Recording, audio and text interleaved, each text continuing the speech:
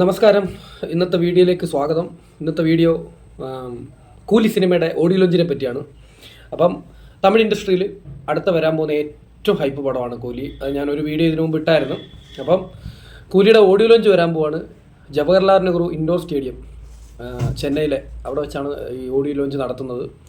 അപ്പം പൊതുവേ തമിഴ് സിനിമ ഇൻഡസ്ട്രിയിൽ തന്നെ രജനി, വിജയ്, ധനുഷ്, സൂര്യ ഈ 4 നടന്മാർക്കാണ് ഗ്രാൻഡായിട്ടുള്ള ഓഡിയോ ലോഞ്ച് നടത്തുന്നത്.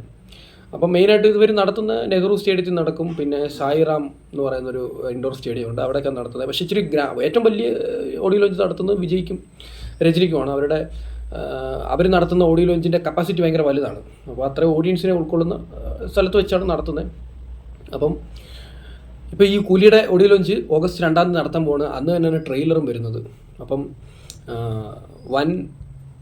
വൻ ജനാവലി ഉൾക്കൊള്ളാൻ രീതിയിലോ ഏറ്റവും വലിയ സ്റ്റേഡിയത്തിലാണ് കൂലിയുടെ ഓഡിയോ ലോഞ്ച് നടത്തുന്നത്. എനിക്ക് തോന്നുന്നത് ഓഡിയോ ലോഞ്ചിന് തന്നെ ഏകദേശം ഒരു 5 കോടി ബഡ്ജറ്റിലുള്ള ഓഡിയോ ലോഞ്ചാണ് നടത്താൻ പോകുന്നത്.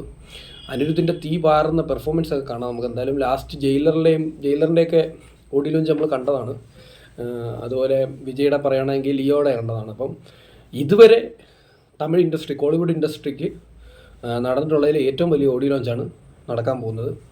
പിന്നെ അറിയാമല്ലോ, സിനിമയുടെ ഓരോ അപ്ഡേറ്റുകൾ ഇങ്ങനെ വന്നുകൊണ്ടിരിക്കുകയാണ്. ഇപ്പം ബുക്കിങ്ങൊക്കെ USA ബുക്കിങ്ങൊക്കെ തുടങ്ങിയിട്ടുണ്ട്.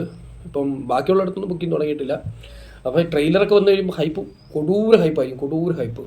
അടുത്തിടയ്ക്ക് ലോകേഷ് കനകരാജിൻ്റെ ഒരു ഇൻ്റർവ്യൂ ഉണ്ടായിരുന്നു. അപ്പോൾ ആ ഇൻ്റർവ്യൂവിനകത്തൊക്കെ പറഞ്ഞ് പുള്ളി നല്ല കോൺഫിഡൻസ് ആണ്. ലോകേഷ് കോൺഫിഡൻസ് ആണ്.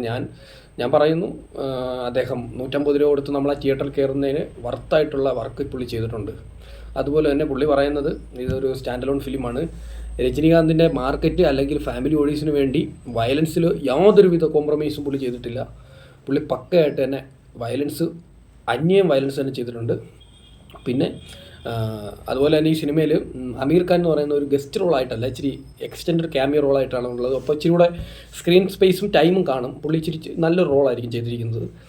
പിന്നെ ഈ സിനിമയെ പറ്റി പറയാനുള്ളതെന്ന് പറഞ്ഞു കഴിഞ്ഞാൽ മെയിനായിട്ട് ഇതിനകത്ത് LCU ആണോ അല്ലയോ, അതൊരു പ്രധാനപ്പെട്ട ചോദ്യമാണ്. അപ്പോൾ ആ ഒരു വീഡിയോ ഞാൻ വരുന്ന ദിവസങ്ങളിൽ ഇടാം.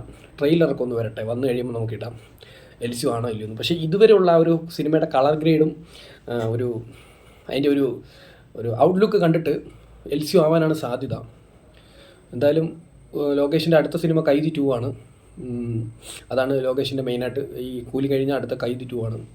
അപ്പോൾ കൂലിയുടെ ഓഡിയോ ലോഞ്ചും ട്രെയിലർ റിലീസും രണ്ടും കൂടെ ഓഗസ്റ്റ് 2 അപ്പം മെയിനായിട്ട് രജനീകാന്തിൻ്റെ സ്പീച്ച് അതൊരു രസമായിരിക്കും. അതൊന്ന് കാണാൻ വെയിറ്റിങ്ങിലാണ്. എന്തായാലും പൊരിക്കും. എന്തായാലും ഓഗസ്റ്റ് 14 കട്ട വെയിറ്റ് ചെയ്യുക. സത്യം പറഞ്ഞാൽ അന്യായം വെയിറ്റിങ്ങിൽ നിന്നിരിക്കുവാണ്.